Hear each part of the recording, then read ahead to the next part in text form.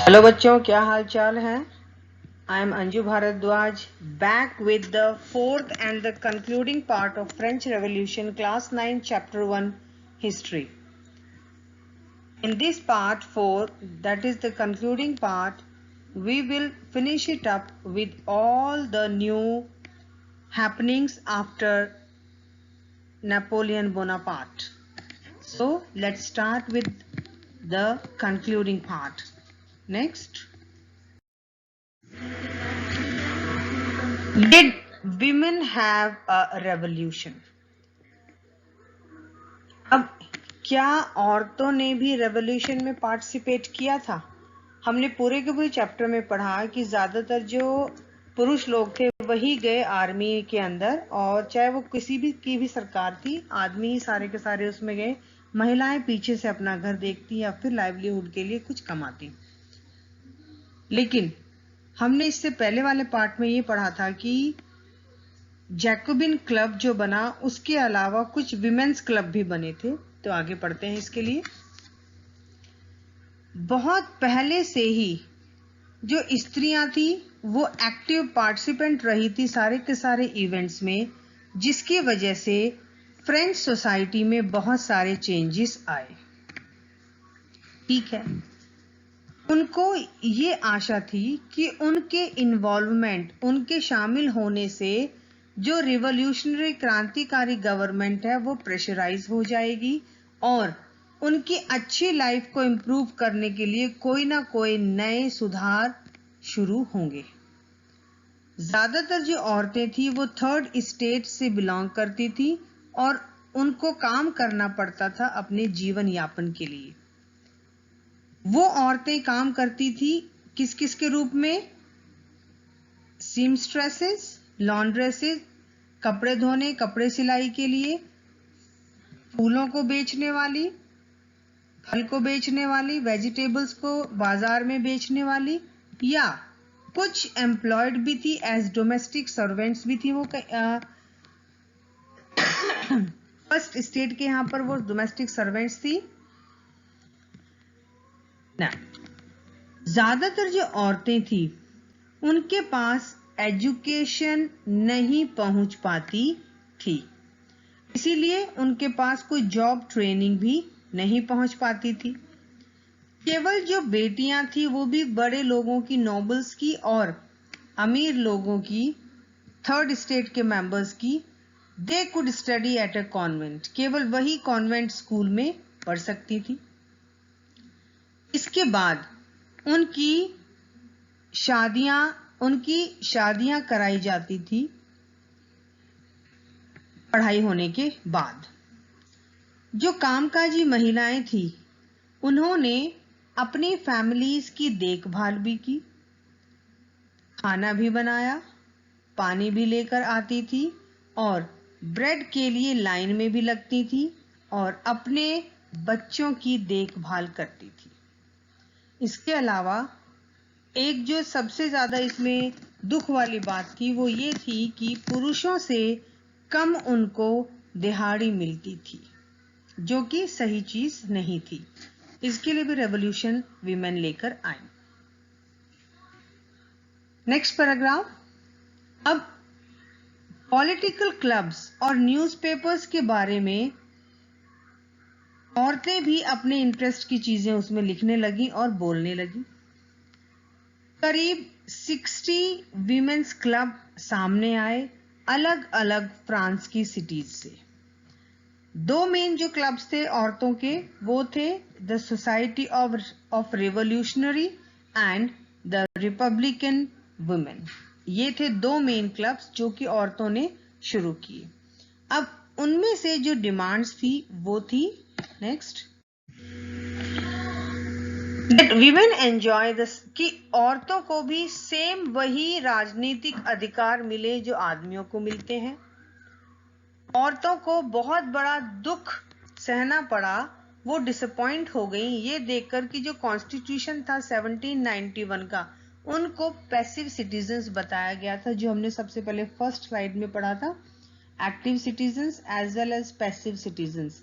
Active citizens has the right to vote, but the passive citizens like women and all the persons who do not pay tax to the government, they were all included in the passive citizens.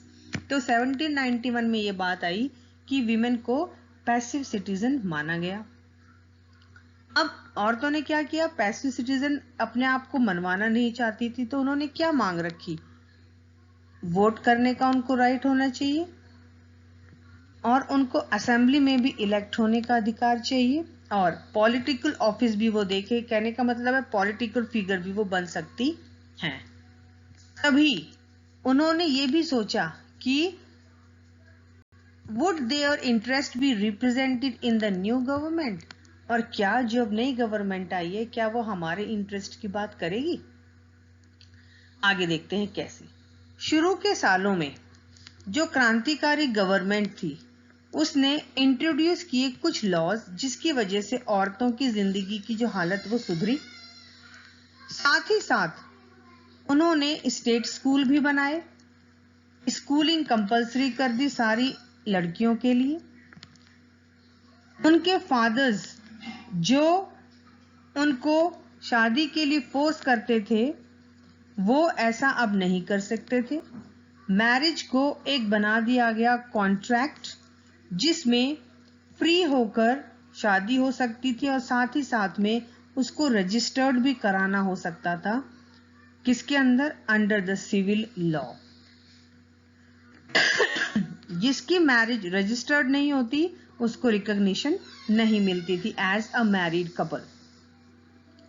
क्योंकि शादी register होती थी इसीलिए divorce was made legal, divorce को भी legal बनाया गया and could be applied for by both men and women, और दोनों महिला और पुरुष दोनों की तरफ से ही केस होता तब जाकर उनको डिवोर्स मिलता। अब औरतें जॉब्स कर सकती थी ट्रेन्स के अंदर, आर्टिस्ट बन सकती थी और छोटा बिजनेस भी वो चला सकती थी। तो ये सारे के सारे चेंजेस हुए उनकी लाइफ के अंदर। अब जब ये सारे के सारे चेंजेस हुए तो आगे और क्या चीजें सामने आई। औरतों ने स्ट्रगल किया अपने इक्वल पॉलिटिकल राइट्स के लिए, फिर भी उनका स्ट्रगल चलता रहा। अब हमने जो पढ़ा था पिछली जो पीपीटी है उसमें कि जो आतंक का साम्राज्य था जिस वक्त, यानी कि मैक्सिमिलियन रॉबेस्पियर के समय में, the new government issued laws ordering closure of women clubs. उन्होंने कहा कि औरतों के जो क्लब्स हैं उनको बंद कर देना चाहिए, यहाँ तक कि जो पॉलिटिकल एक्टिविटीज में वो शामिल हैं तो उसको भी बैन कर देना चाहिए। और जो बहुत ज्यादा प्रोमिनेंट वीमेन थी, जो फेमस थी बहुत ज्यादा, उनको अरेस्ट किया गया और कईयों को तो मार भी दिया गया। हमने पढ़ा था कि कैसे मैक्सिमिलियन रॉबेस्पियर की जो पॉलिसी, वो सबसे पहले पॉलिसी होती थी कि सबसे ज्यादा कंट्रोल करना, पनिश करना, अरेस्ट करना, तो ये सब उन्होंने विमेन के साथ किया। अब जो महिलाओं के जो आंदोलन थे, मूवमेंट्स थे, किस किस चीज को लेकर, फॉर वोटिंग राइट्स के लिए, और उनके समान दिहाड़ी या मजदूरी कह सकते हैं, समान मजदूरी पुरुषों के उनको मिली। वो आगे कई सालों तक ये पूरे के पूरे वर्ल्ड में ये एक डिमांड चलती रही। वोट के लिए भी लड़ाई लड़ती रही और इंटरनेशनल सफरेज मूवमेंट ये बना, यानी कि इसको बोलते हैं वोट देने का जो अधिकार है वो सबको मिलना चाहिए। ये मूवमेंट पूरे के पूरे लेट 19th सेंचुरी और 20th सेंचुरी में पूरे के पूरे वर्ल्ड में ही ये एक तरह से आंदोलन चला। तो जो सबसे बड़ा एग्जाम्पल है पॉलिटिकल एक्टिविटीज का फ्रेंच विमेन के द्वारा, वो रिवोल्यूशनरी ईयर्स में चला और वो आगे जाकर भी ये वाला जो मूवमेंट है वो अलाइव रहा और लोगों के दिमागों में कई सालों तक रहा। और फाइनली 1946 में, देखो कितना समय निकल गया, 1946 कितने हंड्रेड्स ऑफ इयर्स, 1946 में महिलाओं को तब जाकर फ्रांस में ये अधिकार मिला कि they can right to vote. अब वो वोट कर सकती हैं, अपनी सरकार चुन सकती हैं। Come to the next topic, that is the abolition of slavery. Slavery का मतलब होता है गुलामी और अबॉलिशन का मतलब होता है खत्म करना। गुलामी को कैसे खत्म किया गया, गुलामी का अंत। अब सबसे ज्यादा जो रिवोल्यूशनरी, क्रांतिकारी, सामाजिक जो सुधार था जैकोबिन साम्राज्य के द्वारा, वो था असली में abolition of slavery in the French colonies. France की जो भी कॉलोनीज थी उनके अंदर किस तरह से जो गुलामी आई हुई है उसको कैसे हटाया जाए। और जो कॉलोनीज थी कैरेबियन के अंदर, मार्टिनिकी, ग्वाडेलूप एंड सैंट डोमिंगो, वो सबसे ज्यादा इंपॉर्टेंट सप्लायर्स थे कमोडिटीज की। कौन कौन सी कमोडिटीज के? तंबाकू, इंडिगो जिसको नील बोलते हैं, चीनी और कॉफी की। लेकिन जो रिलेक्टेंस ऑफ यूरोपियंस था, रिलेक्टेंस का मतलब होता है कंफ्यूजन जो था यूरोपियंस के अंदर, to go and work in distance and unfamiliar lands mean a shortage of labour on the plantations. अब प्लांटेशंस क्रॉप्स वो होती हैं जिसमें एक ही तरह की फसल को उगाया जाता है, और उस एक तरह की फसल जो उगाई जाती है वो पूरे साल भर उसमें से खेती होती रहती है। और क्योंकि पूरे साल भर खेती होती रहती है तो जो लेबर होते हैं वो पूरे साल के लिए वो हायर करते हैं। तो अब उसके लिए उनको ऐसे लगा कि अगर उनके पास लेबर नहीं आए तो उनको आगे जाकर बहुत ज़्यादा शॉर्टेज हो जाएगी उनके प्रॉफिट्स के अंदर। अब इससे क्या हुआ कि एक ट्रायंगुलर स्लेव ट्रेड बन गया। एक त्रिकोणीय दास व्यापार बना, किस किस के बीच में? यूरोप, अफ्रीका और अमेरिका के अंदर। अब कैसे? जो दास व्यापार था ये स्टार्ट हुआ 17वीं सेंचुरी में। जो फ्रांस के व्यापारी थे वो क्या करते, बॉर्डोक्स और नैंटिस के पोर्ट से आते अफ्रीकन कोस्ट की तरफ, जहां से उनको गुलाम मिलते लोकल चेफ्शियन से, यानी लोकल जो व्यापारी थे वो उनको गुलाम बेचते थे। Branded and shackled the slaves were packed tightly. अब जब उनको एक जगह से दूसरी जगह ले जाया जाता तब उनको बहुत ज्यादा ठूंस कर भर दिया जाता छोटे छोटे कमरों के अंदर, और करीब 3 महीने तक उनको बहुत लंबी समुद्री यात्रा से गुजरना पड़ता जो होती थी अटलांटिक से लेकर कैरेबियन तक। और वहां पर क्या होता, उनको बेचा जाता प्लांटेशन मालिकों के सामने। एक्सप्लॉयटेशन स्लेव लेबर का बहुत ज्यादा होता और इसकी वजह से यूरोप के अंदर बहुत ज्यादा डिमांड बढ़ गई कि वहां पर भी लेबर लाए जा सकते हैं। और इसकी वजह से क्या हुआ, यूरोपियन मार्केट्स के अंदर शुगर, कॉफी, इंडिगो, इन सब का बहुत ज्यादा व्यापार बढ़ा क्योंकि लेबर आ गई। जब लेबर आ गई तो प्रोडक्शन हुआ, प्रोडक्शन ज्यादा हुआ तो मार्केट में भी चीजों की कमी नहीं रही। अब जो पोर्ट सिटीज थे प्रोडक्ट्स और नैंटीज, अब उनको बोला जाता था कि उनकी इकोनॉमिक प्रॉस्पेरिटी है वो बहुत ज्यादा फ्लरिश कर रही थी ड्यू टू स्लेव ट्रेड। अगर स्लेव ट्रेड नहीं होता तो इतने कम दाम में उनके पास लेबर नहीं होते और उनको बहुत ज्यादा प्रॉफिट नहीं होता।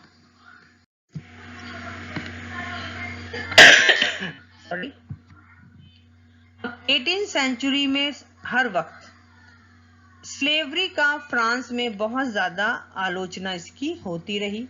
नेशनल असेंबली ने क्या किया, बहुत लंबे लंबे भाषण दिए कि कैसे इंसान को एक अधिकार मिलना चाहिए और सारे के सारे फ्रेंच जो सब्जेक्ट्स हैं कॉलोनी के अंदर उनको भी कैसे अधिकार मिले, यानी कि जितने भी गुलाम हैं उनको भी अधिकार मिलना चाहिए और जो वहां के लोकल लोग हैं उनको भी अधिकार मिलना चाहिए।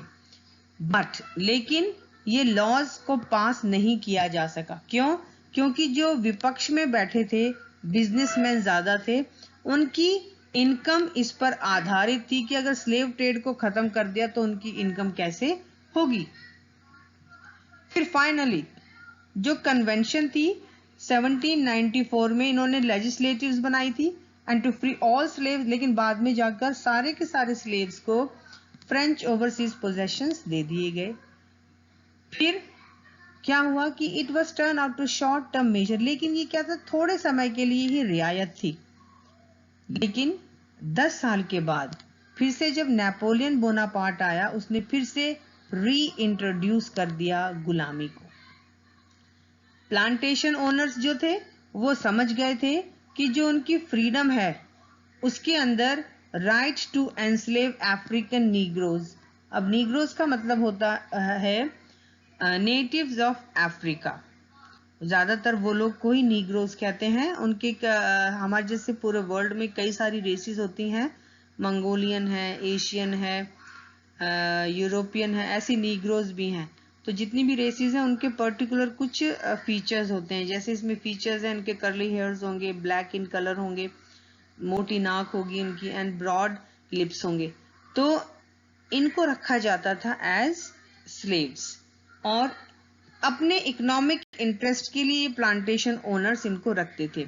लेकिन 1848 में फ्रेंच कॉलोनीज के अंदर स्लेवरी को खत्म कर दिया गया। Next topic that is the revolution and everyday life. क्रांति और रोजमर्रा की जिंदगी। क्या क्रांति का प्रभाव रोजमर्रा की जिंदगी पर पड़ रहा था या नहीं, ये हम पढ़ेंगे इस पूरी की पूरी स्लाइड में। क्या पॉलिटिक्स चेंज कर सकती है लोगों के कपड़े, उनकी लैंग्वेज जो वो बोलते हैं या जो वो बुक्स पढ़ते हैं उनको चेंज कर सकती है? आगे आने वाले समय में 1789 में फ्रांस में ऐसे कई सारे चेंजेस देखने को मिले, पुरुषों में, औरतों में और बच्चों में।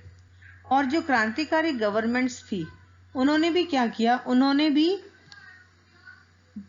लॉज को पास किया और सारे के सारे जितने भी आइडियल्स थे लिबर्टी इक्वालिटी के, वो सारे के सारी चीजें लोगों की डेली प्रैक्टिस में आ गई। सबसे इंपॉर्टेंट जो कानून था वो सबसे ज्यादा इफेक्ट हुआ स्टॉर्मिंग ऑफ बेस्टिल से इन द समर ऑफ 1789, जब एबॉलिशन ऑफ सेंसरशिप की गई। अब सेंसरशिप का मतलब होता है, एडिशन भी हम बोल सकते हैं, काट छांट। कोई भी जर्नल है, न्यूज़पेपर है, टीवी है, मीडिया है, क्या चीज सबके सामने पब्लिकली लाई जाए, उस चीज के लिए एक तरह से एडिटेड होती है ताकि इसमें से जो चीज अनवांटेड है उसको हटाया जा सके। तो पुराने जो साम्राज्य था सारे का सारा उसमें ऑल रिटन, सारा रिटन मटेरियल, कल्चरल एक्टिविटीज की जो बुक्स होती थी, न्यूज़पेपर हैं, नाटक हैं, वो तभी पब्लिश हो सकते थे या परफॉर्म किए जा सकते थे जब वो अप्रूव होते राजा के सेंसस के थ्रू। अगर राजा मना करता तो उसको वो नहीं शो कर सकते थे, अगर राजा की इजाजत होती तभी वो उसको पूरा सामने लोगों के ला सकते थे। नाउ अब जो declaration of the rights of man हुआ, यानी कि आदमियों को जो लोगों को जो अधिकार दिए गए और जितने भी नागरिक को जो अधिकार दिए गए, उसमें दिया गया था फ्रीडम ऑफ स्पीच का, बोलने का अधिकार और अपने एक्सप्रेशंस का अधिकार। उनको एक नेचुरल राइट माना गया जिसको नैसर्गिक राइट बोलते हैं, कि वो उनका बेसिक फंडामेंटल अधिकार है। न्यूज़पेपर्स, पैम्पलेट्स, किताबें, प्रिंटेड पिक्चर्स पूरे के पूरे फ्रांस में वो एक तरह से फैल गई, जहां से बहुत सारे आइडियाज जो हैं वो पूरे के पूरे गांवों तक भी फैल गए।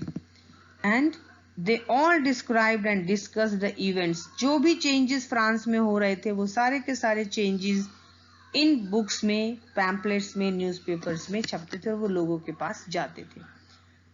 प्रेस की फ्रीडम, अखबारों की फ्रीडम सबसे ज्यादा मायने रखती थी, जो सरकार के ऑपोजिट व्यूज को सामने रखती थी, कि सरकार जो कहती है उसके ऑपोजिशन में भी तो कुछ होना चाहिए कि वो ठीक कर रही है कि नहीं।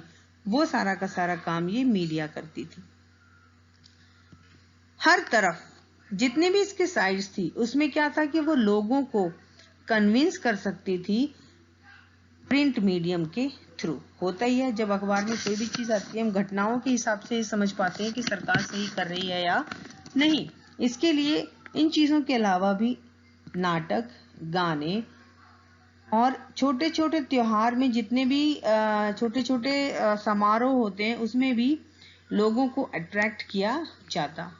और यही एक तरीका था जिसकी वजह से सबको अपनी आइडेंटिटी का पता चलता अपनी लिबर्टी का पता चलता और ये पता चलता कि पॉलिटिकल फिलोसोफर्स जो उनके बारे में लिख रहे हैं वो जस्टिस के बारे में लिख रहे हैं या नहीं। And handful of educated people, और इसमें एजुकेटेड पीपल इसको पढ़ते और लोगों को भी बताते। Next, now come to the last slide, that is the conclusion part of this chapter. In 1804 Napoleon Bonaparte ने खुद को फ्रांस का राजा घोषित कर दिया और उसने जो भी नेबरिंग यूरोपियन कंट्रीज थी उनको भी कॉन्कर करना शुरू किया और वहां की जितनी भी डायनेस्टीज थी उनको खत्म किया और जितने भी नए किंगडम्स बन रहे थे उसमें अपने ही फैमिली के लोगों को राजा बना दिया। अब नेपोलियन ने देखा खुद को एक मॉडर्नाइजर के रूप में यूरोप का, लेकिन ये गलत बात थी। उसने लेकिन कई सारे ऐसे भी काम किए जो लोगों ने सराहे, जैसे उन्होंने लॉज बनाए, प्रोटेक्शन ऑफ प्राइवेट प्रॉपर्टी जो भी है उसका प्रोटेक्शन किया जाए, वो सरकार को ना दी जाए। एक यूनिफॉर्म सिस्टम ऑफ वेट बना दिया जाए कि हर जगह एक ही वेट होंगे, या तो किलोग्राम्स या पाउंड की तरह जैसे होता है, कोई एक यूनिफॉर्म सिस्टम होगा। और यहाँ तक कि डेसिमल सिस्टम को भी इंट्रोड्यूस किया गया। शुरू में सबको ऐसा लगा कि नेपोलियन शायद एक लिबरेटर होगा, उदारवादी होगा, लेकिन बाद में देखा कि वो तो बिल्कुल भी लिबरेटर नहीं था।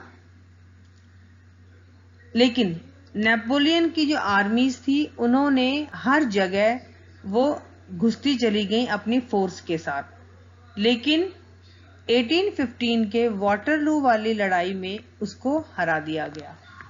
इसको आप याद रखेंगे, 1815 में वाटरलू की लड़ाई में नेपोलियन बोनापार्टे की हार हुई। अब बहुत सारे ऐसे सुधार थे जो कैरी किए गए रेवोल्यूशनरी आइडियाज के दौरान, लिबर्टी के और मॉडर्न लॉज के जो यूरोप और बाकी सारे एरियाज में भी अपनाए गए नेपोलियन के चले जाने के बाद भी।